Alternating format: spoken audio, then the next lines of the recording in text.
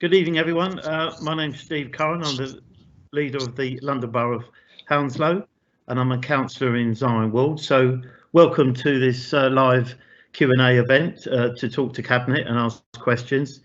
Delighted you've joined us. It's a bit of a nondescript summer's day here in London. The test match is on, and that was a pretty nondescript day as well. So, but the good thing is Brentford Football Club won a game yesterday. I think that's 8 games, or is it 9 games on the bounce? So a few more games away, and if their luck holds out, we could have Brentford Football Club in the Premiership. Wouldn't that be something for the fans and for Brentford Football Club, but also for the borough? So I hope we can all keep our fingers crossed over the next few weeks and wish them all the best for the future.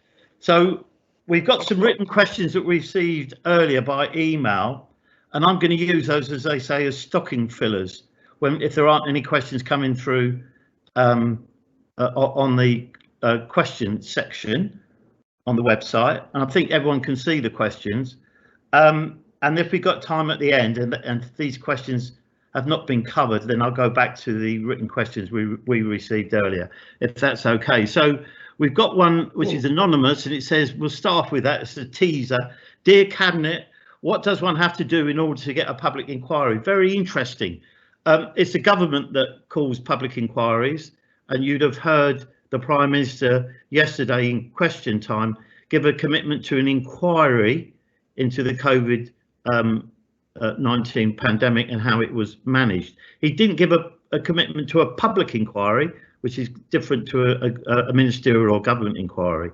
So we'll have to wait and see there. So you would have to, I may get this wrong, but I think I'm right. You'd have to contact your MP, ask him or her to lobby on your behalf to see whether you could pressurise the government to hold a public inquiry into whatever matter you've been raising. So the anonymous person didn't say what they wanted a public inquiry into, but there will be information on the government website that will be able to give you that advice. So if you look at the questions, we've got a few questions around the street space projects that we've been rolling out across the borough. So they've been happening in Brentford, Isleworth, Hounslow West, Hounslow, Chiswick, and I think right across the borough. So I'm not going to go to every individual question on the same topic because we wouldn't have enough time.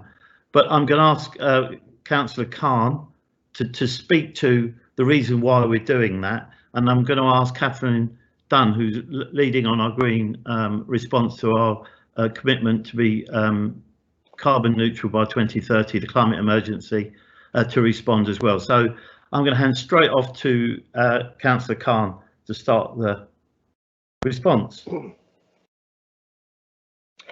Thank you, Leader. Yeah, my name is Councillor Hanif Khan, and I'm the lead member for transport.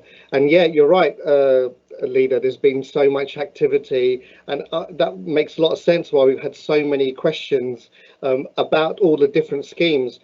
We've got more than 40 plus schemes that are going on in the borough, and we started down the Chiswick end of the borough, moving down to Brentford, to Hounslow, and also in concurrent with that, we're doing stuff in the centre of Hounslow and Hounslow West. So there's loads, and you wonder why we're doing it. I mean, the fact of the matter is that the main reason is because of the pandemic that we're undergoing. Many changes needed to happen, and some of these were already in place because we were already understanding the issues around the traffic congestion, the pollution, the health matters, which Councillor Dunn will explain in more detail. But just in summary, many of these measures that we've been put in are their experimental traffic orders, which means that we have to put them in quickly, as the government has asked us to act swiftly.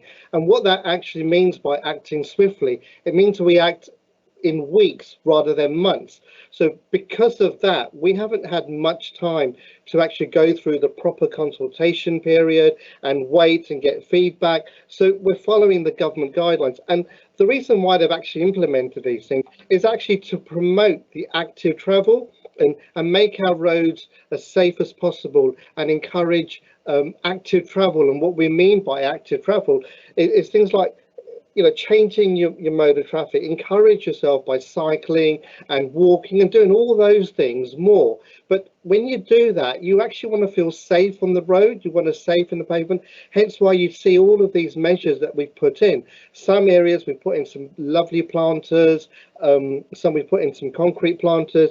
Initially, you might have seen cones go out, and then they were replaced with slightly more stronger barriers. So all of this, it's there in aid to follow the government's guidelines to improve active travel. And one of the interesting things that came out recently, Leader, was that we needed to be more ambitious. Now, I think actually with our 40+ measures that we're putting in, I think we're pretty ambitious already. So let's see. So that's kind of an overall reason why we're doing it. And I don't, and so, if there's more questions that come in specifically with areas, by all means, we can answer that. But I think the health side is quite important, where Councillor Dunn can quite easily explain as well. Okay, thanks, Hanif. Catherine. Thanks. Yeah, Catherine Dunn, Cabinet Member for Communities and the Climate Emergency and Councillor for Sion Ward. So Hanif's explained what we're doing and why we're doing it now in response to the COVID-19 pandemic and the guidance and the legislation that the government has put out to enable us to do it. But it fits in with what we want to do anyway. It is part of our green agenda to ensure that we have a healthy, pleasant borough to live in over the next, the next decade, the next 20 years, and for the future. And it also fits into our climate emergency agenda, where we've committed to reducing direct emissions from the borough to net zero by 2030, and also doing as much as we can to influence the wider borough emissions, which are caused by businesses and individuals living in the borough. It's a huge job. There is so much to do, and we are very, very far from reaching our target at the moment, which means that we all have to act. And the council we've just republished our climate emergency action plan with all the amendments based on the consultation that we did on that. And it was great to see such buy-in from members of the public, and especially from younger members of the public on that. So I'm hoping that we will get the same buy-in for our street space measures, because they will have a direct effect on reducing air pollution in the borough, which has particularly affects younger and older residents. One of the things we're most concerned about is pollution around schools, because, and especially for young children whose lungs are still developing, that has a huge effect. And one of the measures that we're bringing in through the street space is this accelerated school streets, which restricts vehicle movements around schools at the times that children are coming in and out. But it's not just schools. We want to make our neighbourhoods pleasant to live in, and that's the idea behind these low traffic neighbourhoods. And that's why you've been seeing a lot of the closures of particular roads or restricted access, access maybe only for residents or for using local businesses. It's all part of what we need to do if we are going to reduce our carbon emissions, if we are going to reduce the harmful pollution in the area. So I hope that people will get on board with it. I hope that people will start to adjust, use the new routes that we're creating to walk, to cycle, use your cars less, because every little bit that we do will help. But we won't get everything right straight away. As Hanif has said, these are being done through experimental traffic orders. And so they are trials, and you can go onto our website and tell us exactly what you think about them all. And we'll take that into account when we review later on as to whether we keep them, whether we need to make any modifications, or if there may be some cases where it's no longer appropriate to have the restrictions in place. Okay. Thanks, Catherine. Thanks for that, Catherine Hanif. So I know that won't satisfy everyone. I know there's people who have concerns about that, but the principle is right, that we have to improve air quality. We have to protect the health of young people, especially children.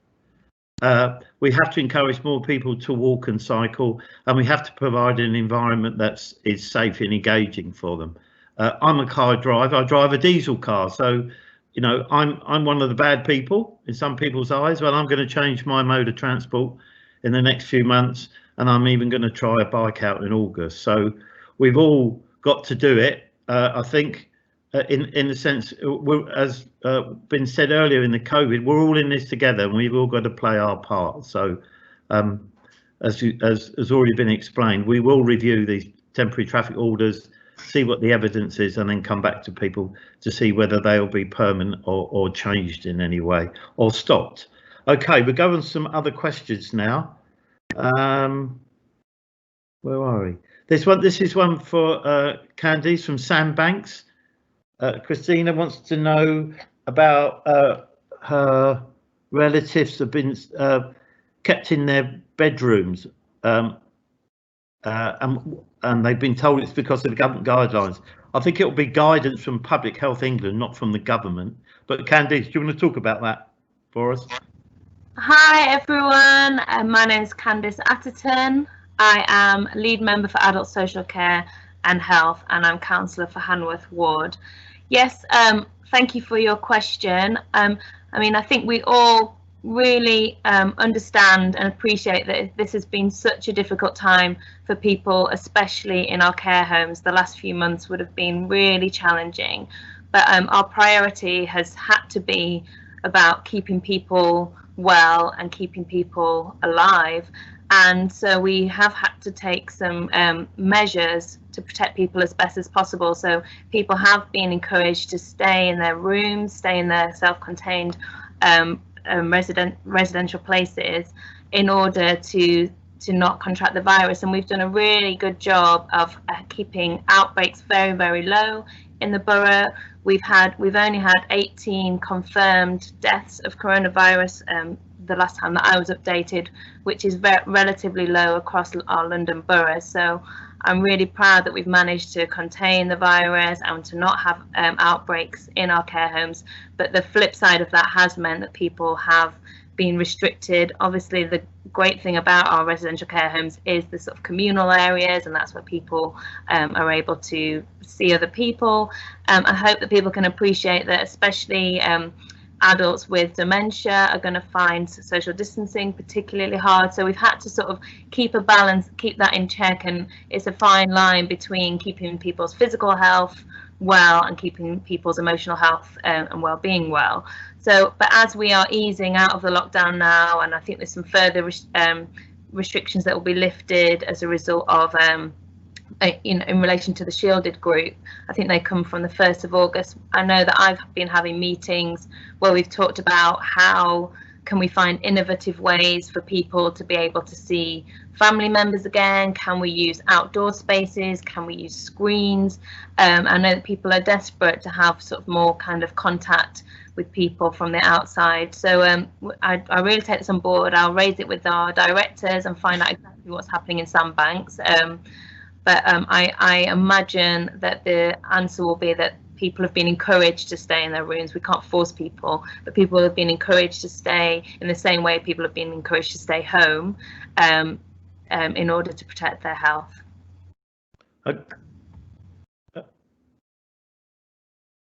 Thanks very much, Candice.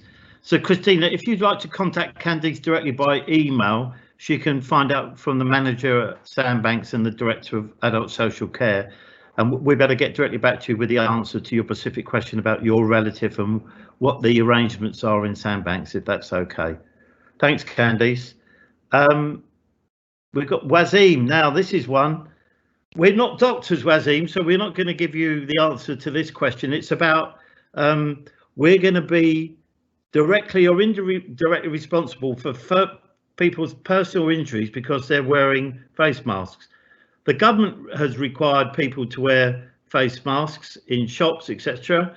Well, has requested that people do that. On public transport, you are required to wear masks. And as one of the ministers, Gove, said, he thinks it's good sport to do it, and it's being part of your responsibilities as citizens. So I would encourage people to wear a mask at all times when they're out in public if they want to, but particularly if they're in shops or in queues or on the bus, which you have to, etc., etc. But we can't give a medical response to that question, Wazim, and I suggest you take it up with the Health Minister, Mr. Hancock, because we're following his department's advice, which is Public Health England. Okay. Just looking down, we've done sandbanks. We've done about. We've got one here around what studies have been undertaken around access to increasing traffic around Acton Lane, Sutton Lane, Goldhawk Road. All of this will come out in the wash when we're reviewing the impact of these temporary measures. So we'll come back to you on that one. Fisher's Lane, I think Ealing Council have put them forward to, or have going to shut Fisher's Lane as well as part of their work. And the thing to remember, this isn't just Hounslow Council woke up one morning and thought we ought to do this.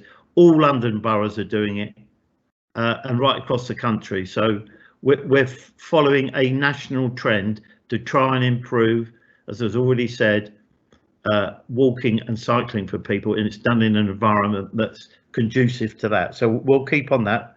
Guy, I'm going to bring you in now. Is anonymous one concerned about fly tipping? We all are, and they're using Fix My Street a lot, and they want to know why the Hounslow Highway's not doing it and the residents have to. Well, I think it's to do with civic responsibility. I think I've always used Fix My Street, and it's a good way of reporting fly tips, and they're normally picked up within 24 hours. So I would encourage everyone to download the app on their phone and use Fix My Street. But Guy will give us some detailed response to that question. Guy, over to you. Thank you, Steve. Yeah, I'm Guy Lambert. I'm the lead member for Waste and Recycling Highways, which is really Hounslow Highways, and the council's trading companies. Yes, fly tipping is a scourge. It's not created by the council, and we have actually a very good service for picking it up. But it doesn't alter the fact it's a scourge, and we're doing our level best to reduce it. One of the things that has been delayed by the COVID situation is that we are actually recruiting some specific environmental enforcement people to follow up directly on fly tipping and try and catch the culprits. We issued over 4,000 fines for fly tipping last year, so it's not fly tipping and littering last year. So it's not that we don't try, but there are certainly some fly tipping hotspots that we want to target a lot more clearly, because there are some places where there seems to be always fly tipping. Hounslow Highways do pick up on their own behalf. That we'd like them to do more, and you'll find that I'm constantly harping on at them to be more proactive.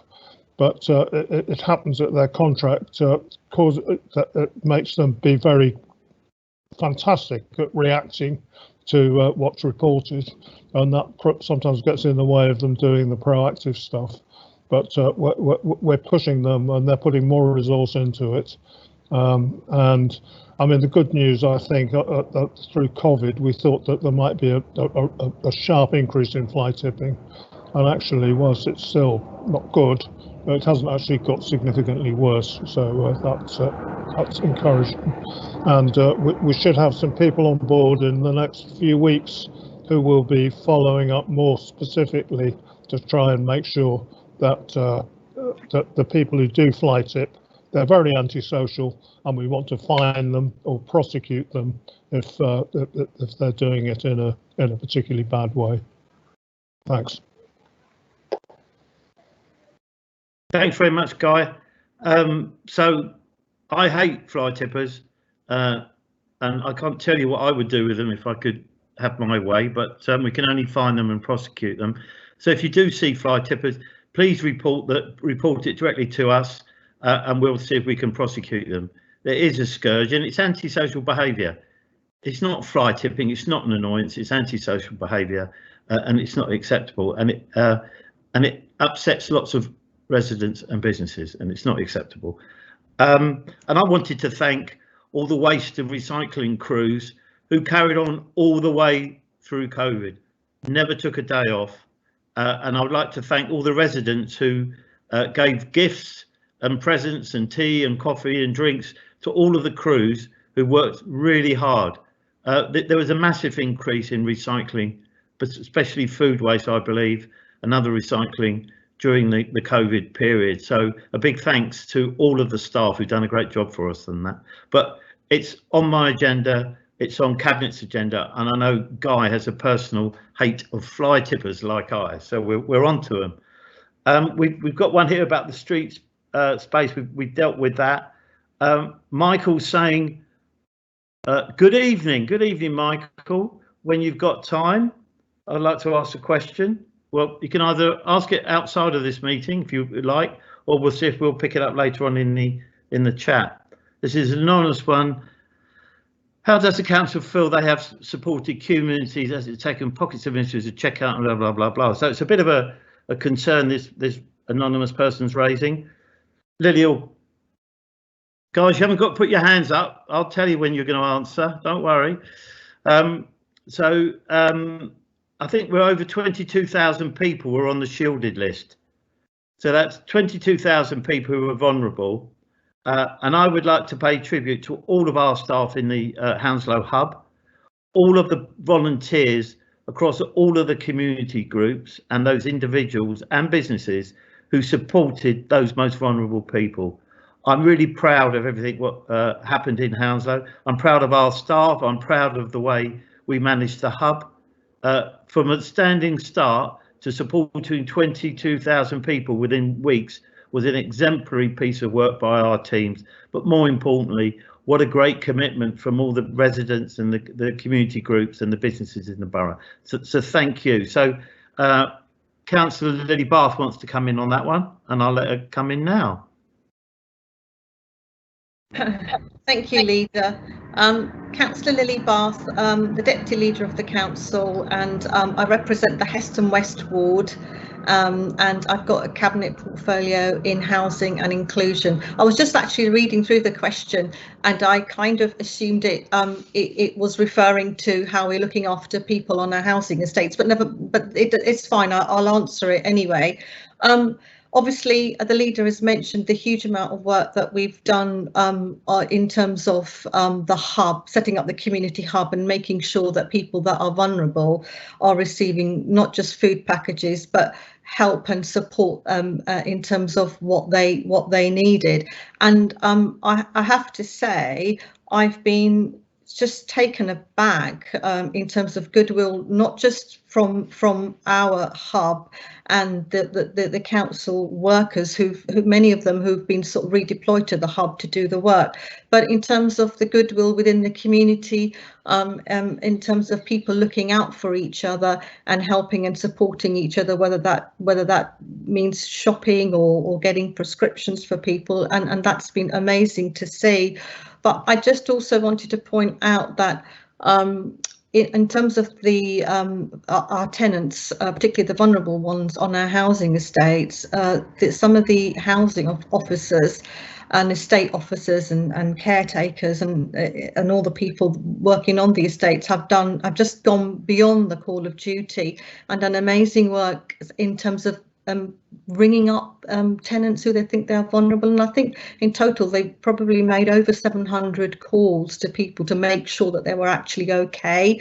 I mean, I actually went out on some of the estates to see the work that was taking place. So I think you know, so I have to say praise goes to them for the amount of work that they've done. I think in times like this you do kind of need to rely on neighbours as well to make sure that we all look out for each other, and I think that's happening, and there's different ways of doing that. I mean, on my street we had a WhatsApp group to make sure that we all, you know, were sort of looking out for each other and making sure that if anybody needed something that they would, you know, that they weren't left sort of vulnerable. So I mean I can't thank enough not just people from the community, but everybody from within the council who've done amazing works in terms of making sure that people who are vulnerable are actually protected and get the support that they need, and they continue to do that.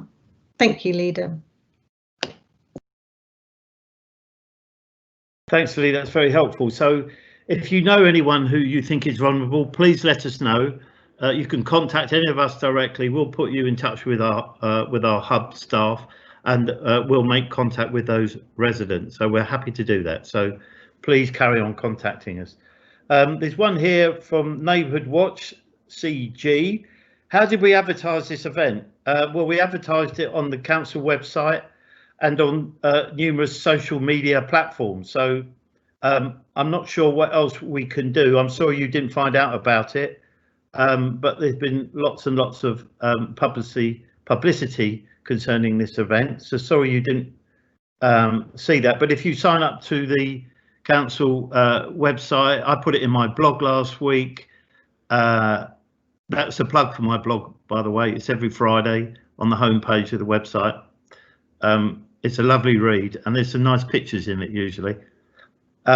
Sorry you didn't find out about it through normal channels, but that's how we communicate with people at the moment. We did send out letters, a couple of letters to residents during COVID in the old-fashioned way, by a letter dropping through the door, so we are conscious that there are some people that don't use social media or the internet, so we do contact people that way as well.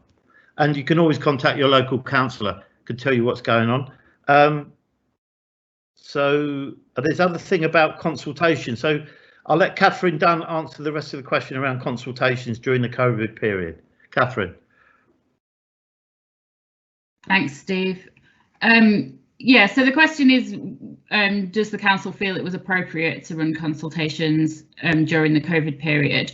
So we did extend some of the deadlines for consultations because of COVID hitting and the lockdown coming in, and all the things that were happening around that time. Both the council, you know, being busy with other things, and also knowing that our residents were being affected by this.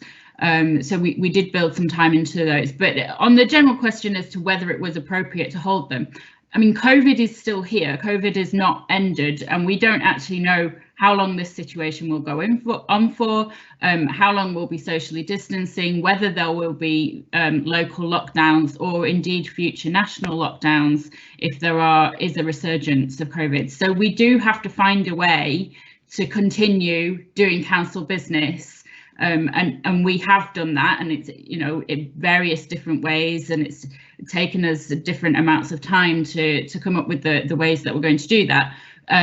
But yeah, basically life goes on, and we've had to adjust to that, and that includes consultations. The council still has to continue making decisions about things, and it's only right, of course, that we consult on those. But we can't put things off forever, or indeed indefinitely. So yes, I do think that we were right to do that.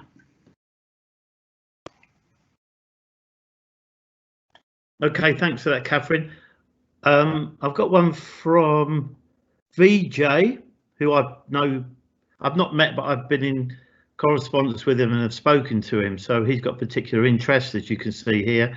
So as I said earlier on, a public inquiry is called by the government, not by the council.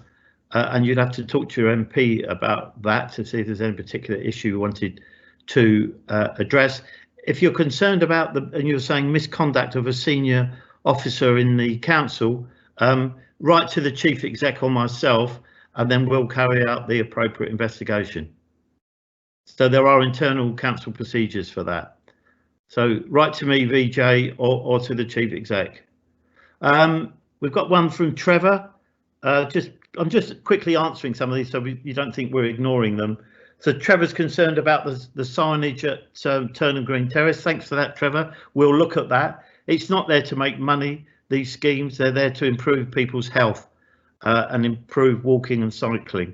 And as far as I'm aware, any money from fines has to go to transport schemes anyway. So I would hate to think that we were going to get £10 million worth of people not following the rules and entering Turnham Green Terrace. That's not what we want.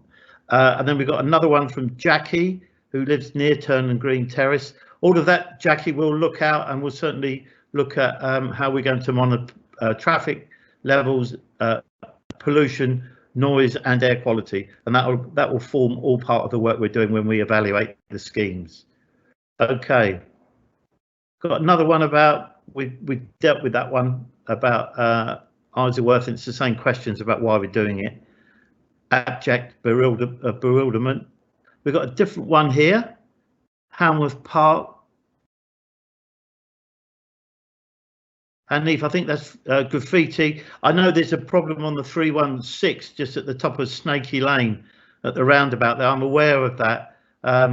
This is not an excuse, but it's not our road, it's TfL, and they're responsible for it. And I personally reported the graffiti there on numerous occasions. So next to fly tipping, my next pet hate is people who say it's art. It's not. Tagging is not art, it's criminal damage, and it blights our community. So Hanif, would you like to answer that one? Yeah, sure.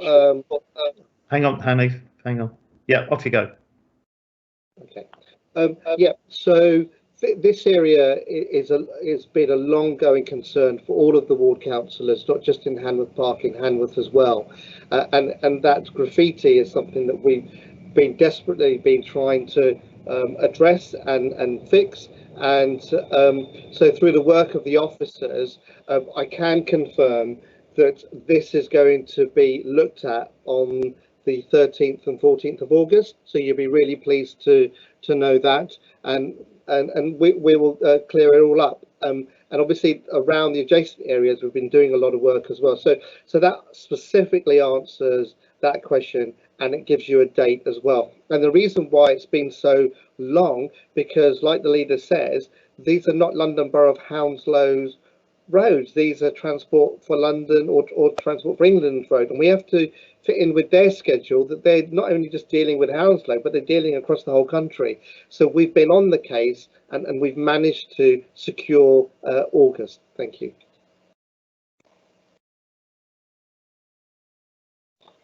Yeah, so I've got another one from Jackie about Turnham Green Terrace and about forcing local businesses closed. That's not why we are doing this.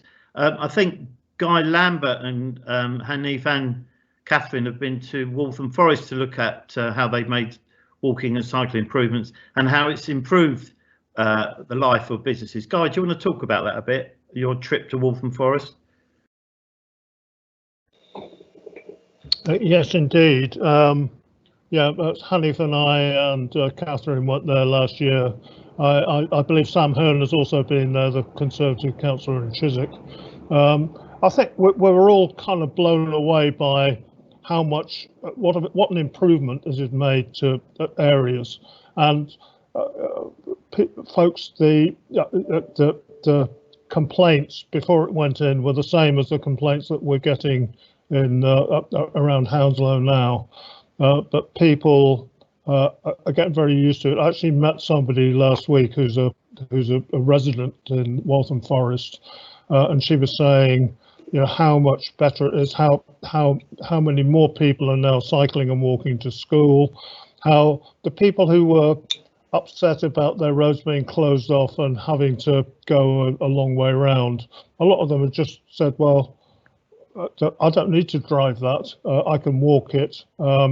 or if they have to drive it, they say, well, okay, I still need to drive, but it's worth the small inconvenience of having to drive a bit further is well worth it, because my kids can play in the street, we feel safe, it's not polluted, and the quality of life is greatly improved.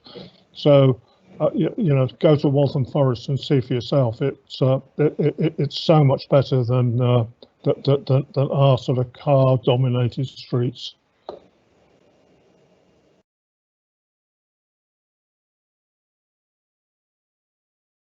Thanks, Guy. That's interesting. So we've got this one. You're forcing traffic down all roads. As Guy's just mentioned, it's not about trying to squeeze the same amount of traffic in the same road. It's about trying to get people out of their cars to change the way they go about their business.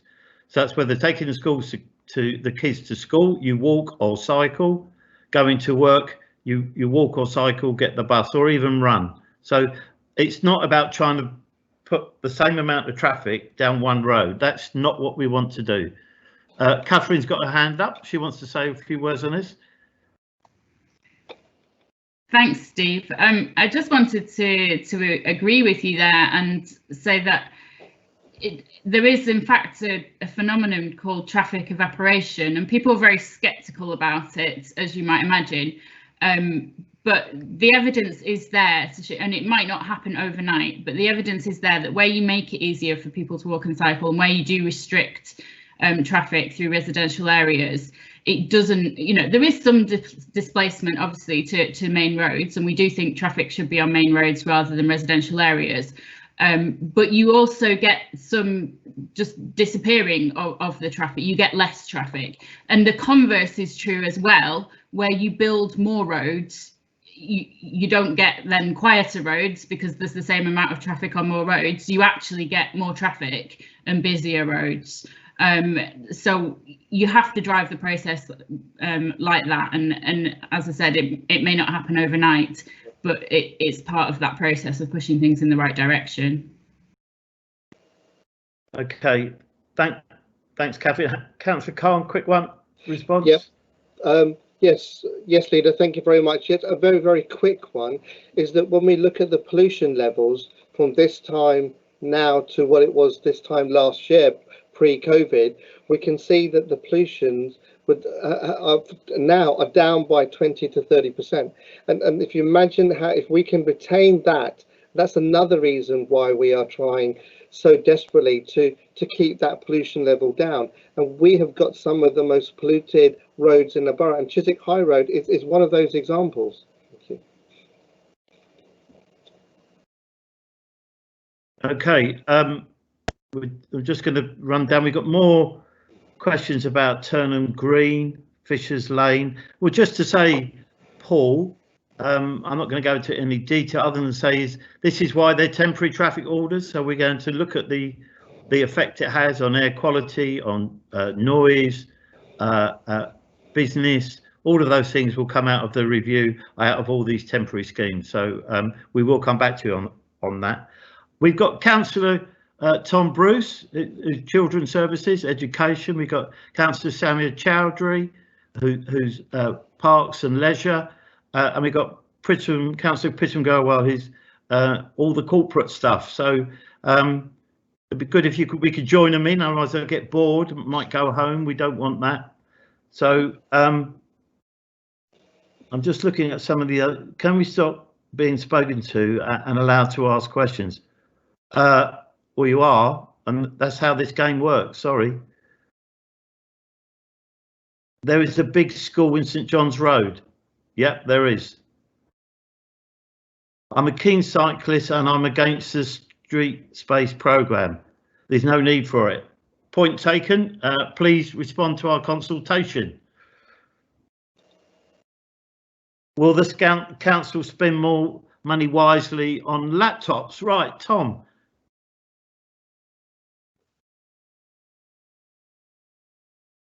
Councillor Bruce.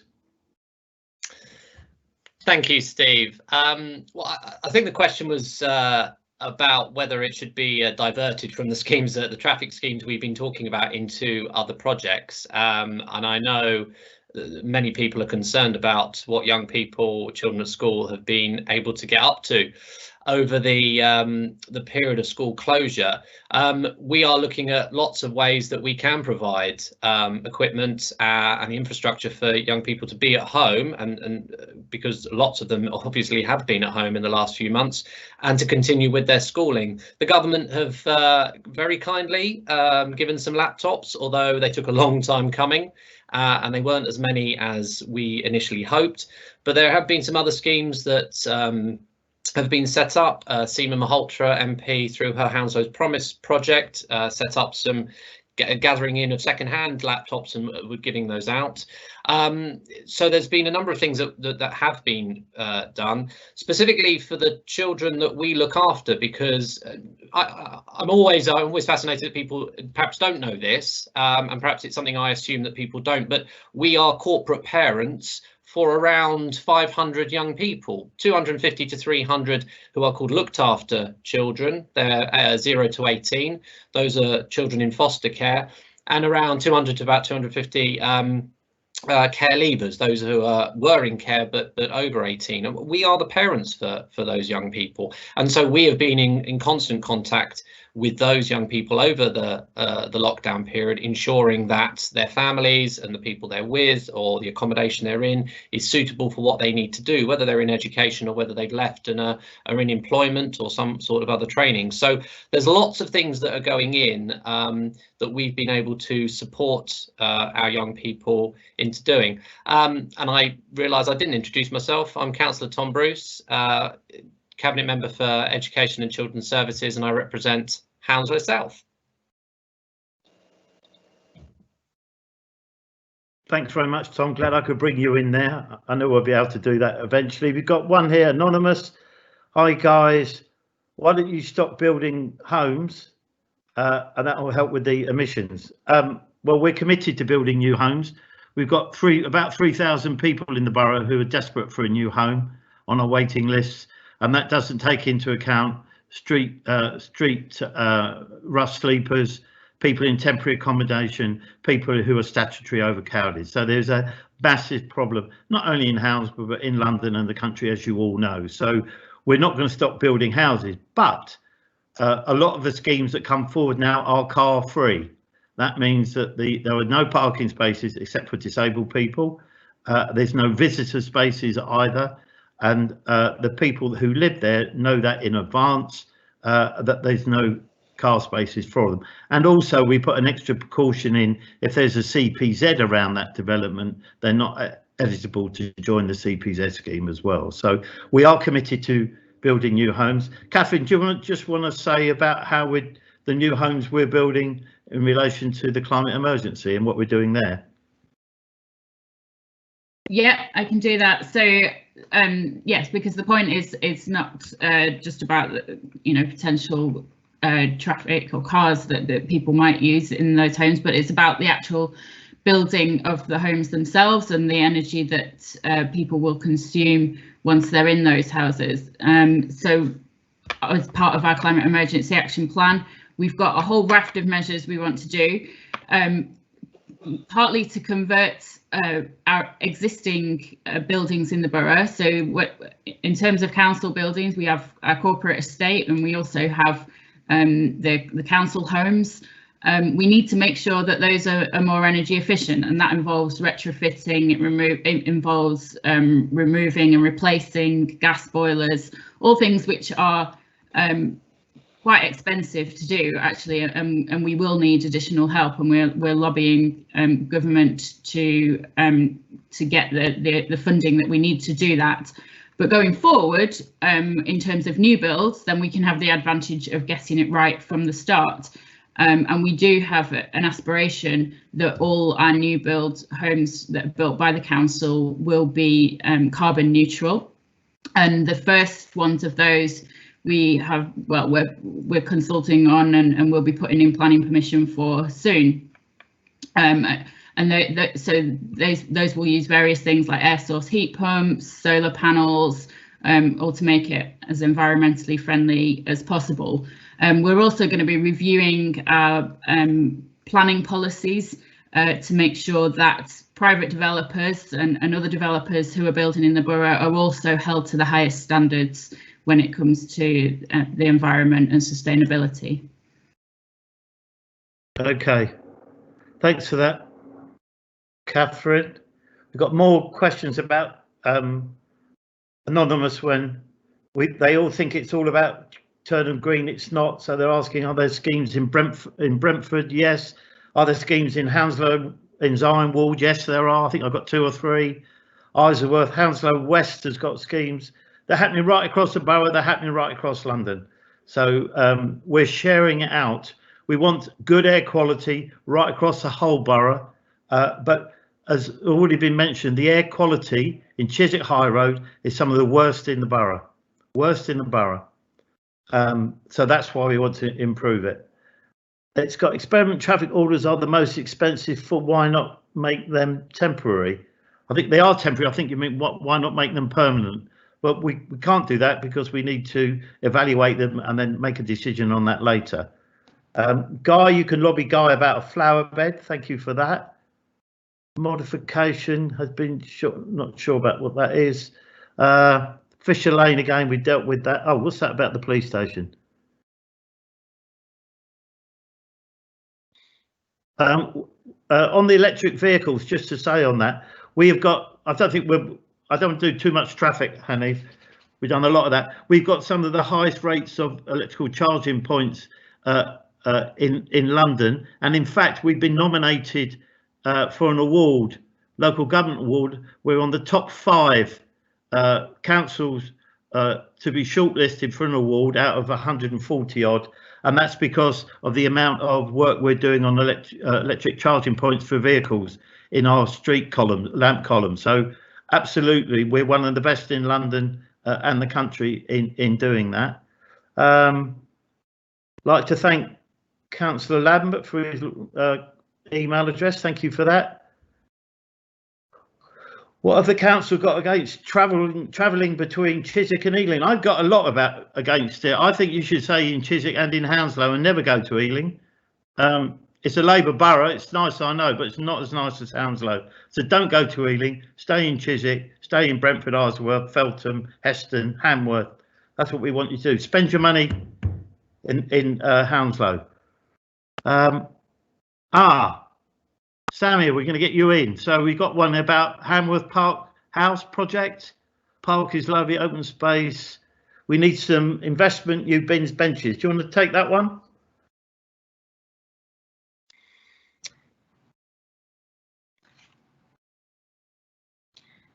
Good evening, everyone. Councillor Samia Chowdhury, Cabinet Member for Leisure Services, Hanworth Ward Councillor.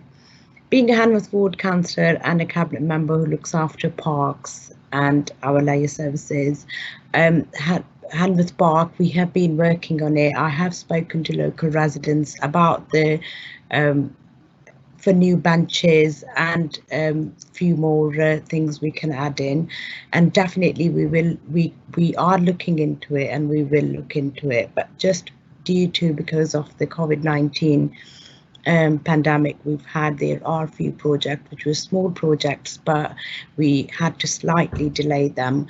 But definitely with the benches, and I've had some more small parks, local parks requesting.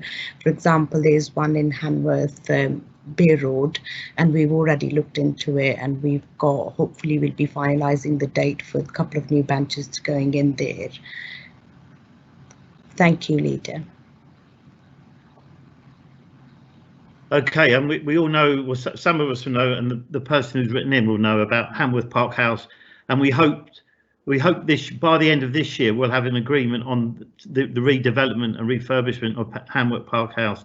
So it's with the Greater London Authority at the moment that they're looking at the plans, and hopefully we'll be submitting a planning application with the developer later in the year. So I'm personally, I know the ward councillors are, and the council is generally very keen that we do something with Hamworth Park House, but it's got to be the right deal. It cannot be at cost to the local taxpayer, but we're very keen to make it happen.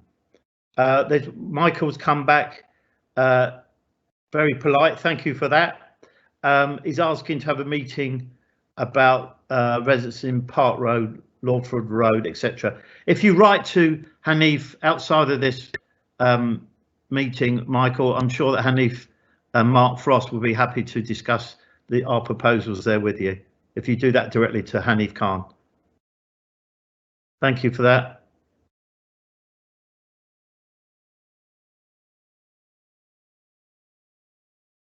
I think we've seen some of these. Are we going back?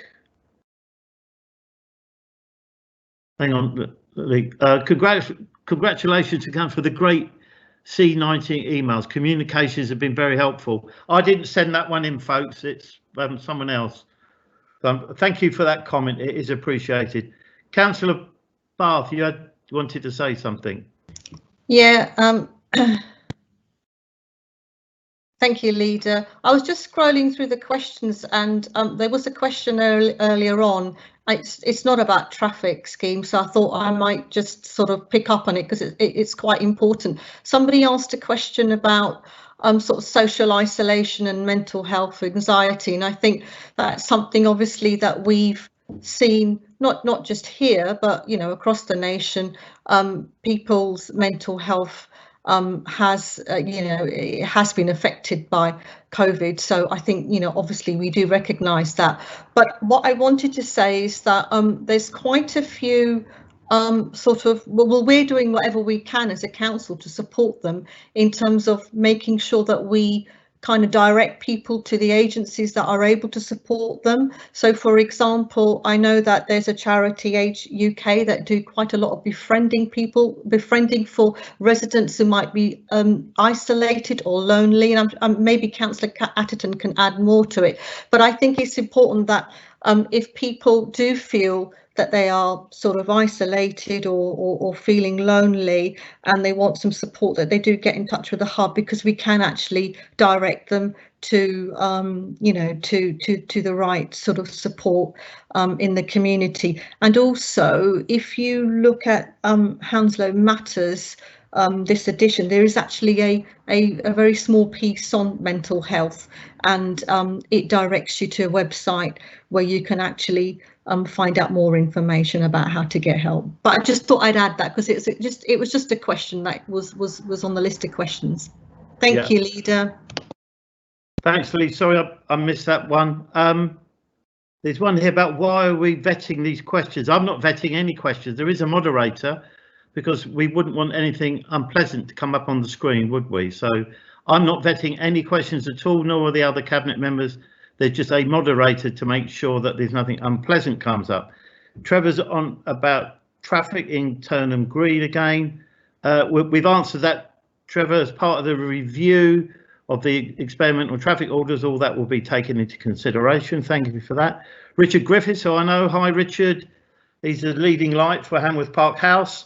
So he's asking about a footbridge, train bridge and Clockhouse Lane. I don't personally know it, between Spelthorne and LBH. I think Spelthorne's run out of money, isn't it? They've gone broke, so I'm not sure they're better to help us, but we're happy to look at it, Richard. Add it to the list for Hanworth Park House.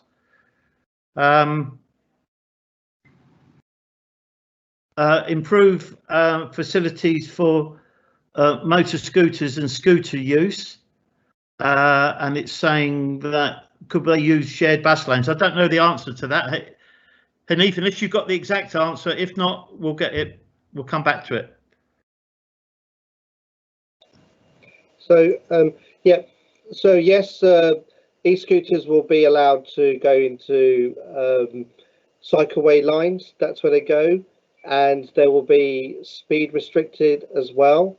And we are going to start a trial with e-scooters, and I can give you lots more information if you write to me about e-scooters. There are advantages, disadvantages, but actually one thing that is very clear with the scooters is that they conform to our policy of a greener, carbon-free policy. And when I speak to my colleagues Guy Lambert and Catherine Dunn, we're very keen on these scooters to comply with that as well.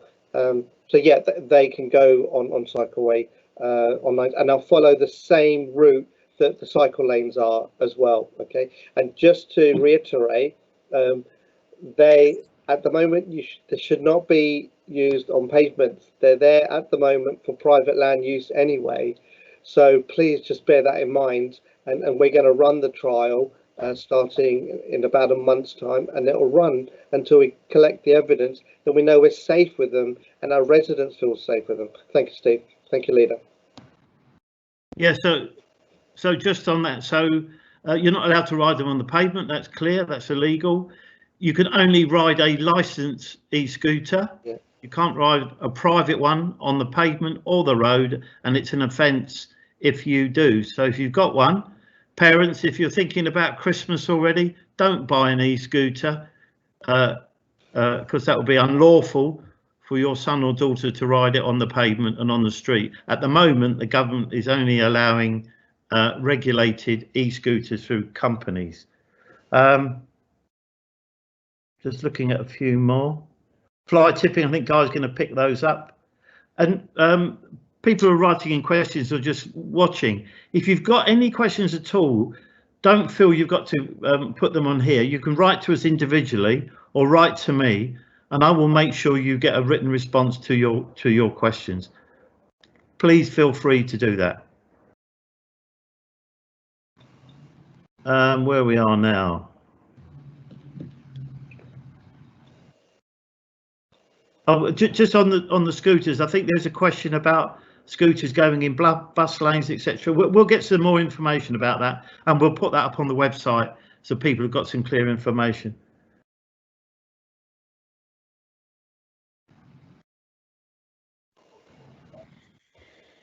Right.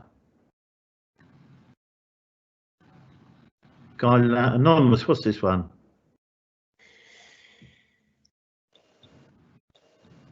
Someone says, the most pressing question to Cabinet is about cycling schemes. You've only answered one question, ignored or sidestepped the rest. Not that we spent most of this meeting talking about cycle schemes and improvements to walking and traffic changes. I don't know why you're saying that. When the blockage on Dan Mason Drive be removed, shops, pubs. That's in Duke's Meadows, isn't it? Dan Mason Drive. Yeah. Well, it's not going to be removed. It's to stop people using it as a rat run and to improve people for walking and cycling. So unless at the end of the temporary traffic order we decide that it's not working, then we'll look at that. But at the moment, the comments I've received from people outside of this meeting have been very positive. It is a park after all, so we should be encouraging people, if they're going to the park, to walk, to run, to cycle, to play hockey, tennis, cricket, rugby. Shouldn't they be going on public transport or walking there? They'll get even fitter, wouldn't they? Parks on pavements, yellow lines. Guy, do you want to pick on that one?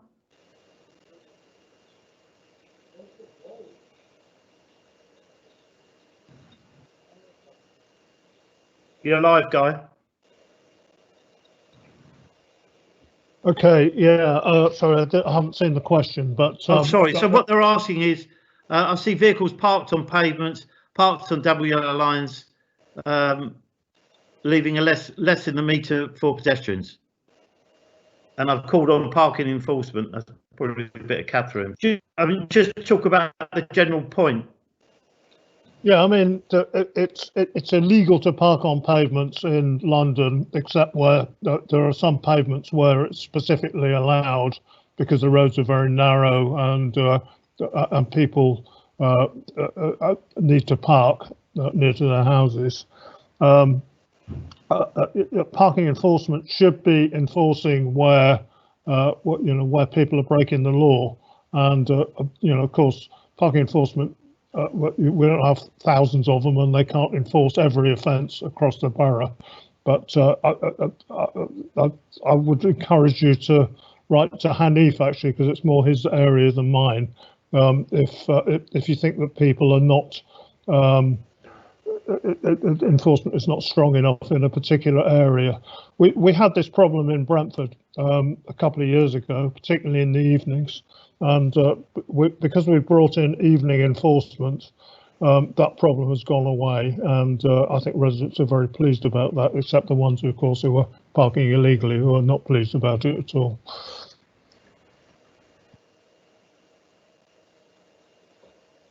Okay, we've got anonymous one here. Please address the questions about street space. We've done that. We're ducking the questions. No, we're not. You're not taking accountability. We are. That's why we're here talking to you. We're deliberately misleading residents on street space. I disagree with you. The council website has excluded comments critical of the proposal, not that I'm aware of. Please give me the evidence and we'll look at that.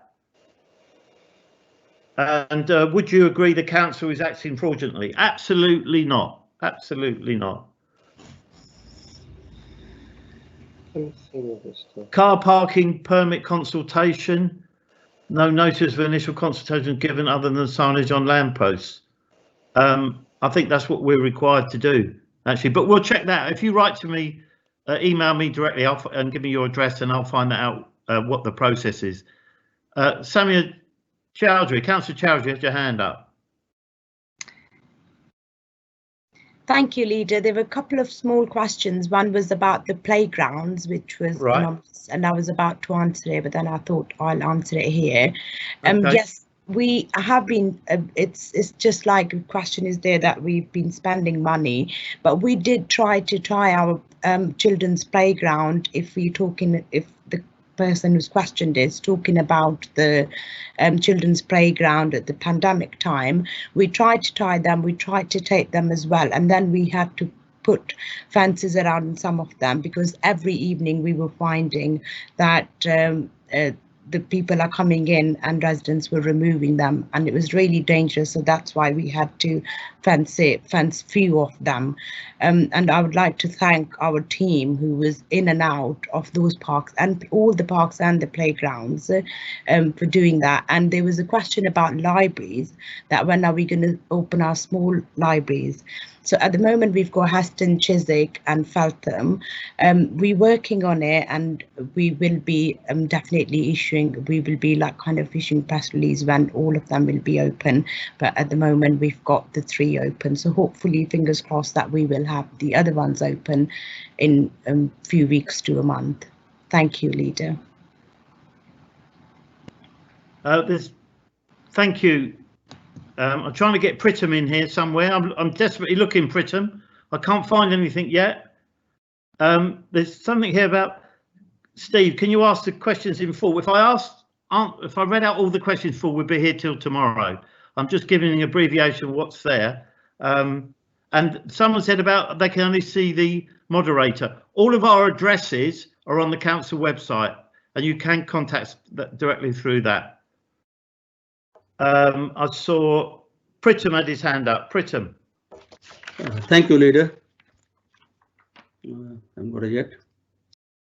You're live, Pritham. Yeah, thank you. As Catherine Dunn said, there was a question about lockdown in Midlands. Is it possible that we might have a lockdown in Hounslow? So what it is, like Catherine said, COVID virus is still around. So we are regularly monitoring the data and infection rate. So we have established a gold subgroup, which includes emergency planning, public health, comms, and the national health partners, especially asked to write a plan around second wave planning, local outbursts, along with lockdown measures. So what we're doing now, we are developing a scalable lockdown plan for Hounslow, should it be needed. This plan will work based on government alert levels and local triggers, and will be applicable if we need to take local action to put in place measures to prevent the spread of virus. This could include lockdown single buildings, multiple buildings, or geographical areas in the borough if needed. So this plan will include how we communicate and engage with our local businesses, residents, and the communities. So we have some emergency plan already, and there's a meeting arranged on 5th of August to finalize this. And I hope this answers the question the gentleman asked. Yeah, I'm conscious of time, everyone. We said we would do an hour. We're about just over 10 minutes over. I just want to whip through a couple more. I'm conscious we've had a load of written questions in before. We will respond to those in writing. And I think we'll need to look at the format, because I think if people take the time to come online, we should be answering those questions online so people can hear the answers to questions. But there's one here from ex-councillor Liz Mamet about Felton Bridge, which I know we're not taking that question now, but those will get a response. I mean, what I would say, and I know Councillor Khan would agree with me, we want to apologise to the residents of Felton for the amount of time it's taken. I publicly apologise for that, so has Hanif, and we will be holding an inquiry into what went wrong and how we can learn the lessons from the not acceptable delays, and it's not good, and I accept that, and I feel very sorry for the inconvenience to the residents of Felton, so please accept my apologies. But we will respond to these questions we received prior to the meeting. There's one here about the bus lane in Isleworth going towards Bush Corner.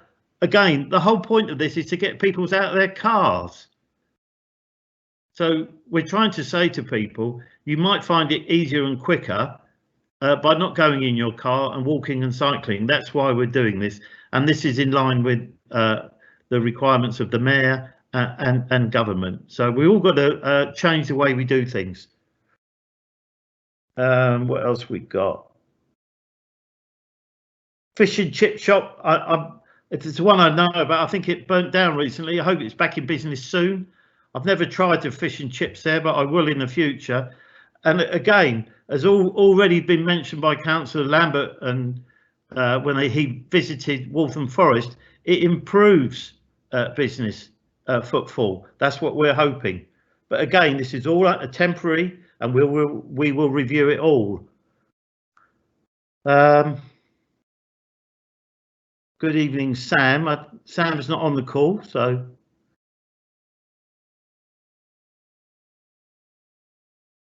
My understanding is what happens if Blue Badge uses Teendry, Turnmill and Devonshire Road. Blue Badges can be used in both of those roads, as far as I know. Nothing's changed there. I'm an elderly retired person. Are you telling me to get a bike?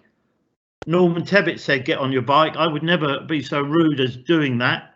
I would encourage you to walk if you can, and if you need a car and you've got a blue badge, as I said, you will be able to park there.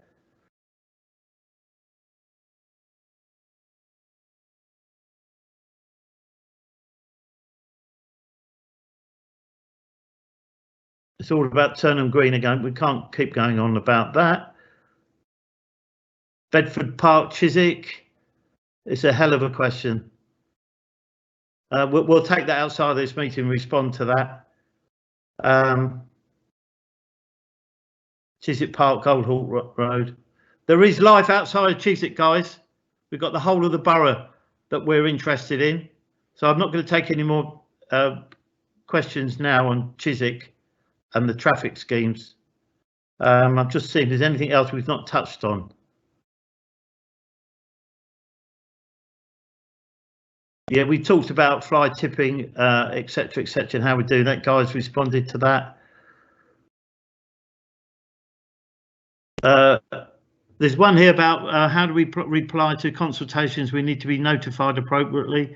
I think we've already touched about consultations during this period, and all of our consultations are up on the website when they're live. So if you go on there now, you'll find consultations and you can see which ones are live.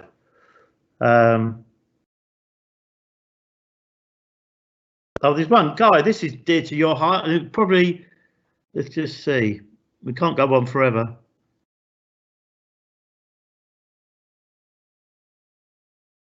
Right. This is about a love box. Let's end on a lovely love question, because love is a good thing, isn't it? So, Guy, do you want to talk about love box and then we'll call it a day? Yes, I'll talk a little bit about love box. Gunnersbury Park, as I think people know, is owned jointly by Hounslow Council and Ealing Council, has been for about 100 years. But it costs about £1.7 million a year to maintain it, the last time I heard. And the only way that essentially neither Ealing nor Hounslow can afford to do that. We want to keep the museum there free. We want to keep it. We've greatly improved the park thanks to lottery funding, and we want to keep it that way and improve it further. So the CIC, that means the Charitable Interest Company, I think, which now runs Gunnersbury Park, which is owned in effect by Hounslow and Ealing councils and has its trustees appointed by the councils, is looking for ways to get income. Lovebox provides an awful lot of income, or at least it did until this year. And in the first year, there were sort of a lot of problems. We had a lot of problems, a lot of complaints. In the second year, it was a lot better. This year, obviously, it's not running because it's been cancelled because of COVID. But yeah, you know, we'd all love to have chamber music playing in the park, except for the sort of 50% of the population who are under 50 and actually quite like to go to festivals like Lovebox in their local park. Yes, we know that drugs happen in pop festivals, just as drugs happen in pubs and clubs and on the street corners and in parks generally. And you know, my view is we have to support Gunnersbury Park in trying to make a living. To make a living, it's going to have some major events on there, and my job as the ward councillor is to minimise the impact it has on local residents, and to maximise the benefit it gives to the people who want to go to these kind of events. Thanks. Okay, I'm going to call it a day now. We've gone way over the hour, and there's lots more questions there. So what we will commit to do is, if we've got your email address on your message or your question, we will ensure that you get a written response to every question that's been asked. It'd be good to get your feedback, what you thought. I know some people are not happy. They think I'm vetting the questions. I can assure you I wasn't. We only have a moderator. It's quite an unusual way to do this for us councillors. We're normally sitting in a room. I hope actually we're reaching more people, and you may not be happy with the answers you receive, so sorry about that, but they're all given in good faith, and I just wanted to thank everyone who's taken the time to ask a question, to contact us. Apologies to those people who sent questions in prior to the meeting. We'll make sure you get a response, and we'll probably do one of these again in September.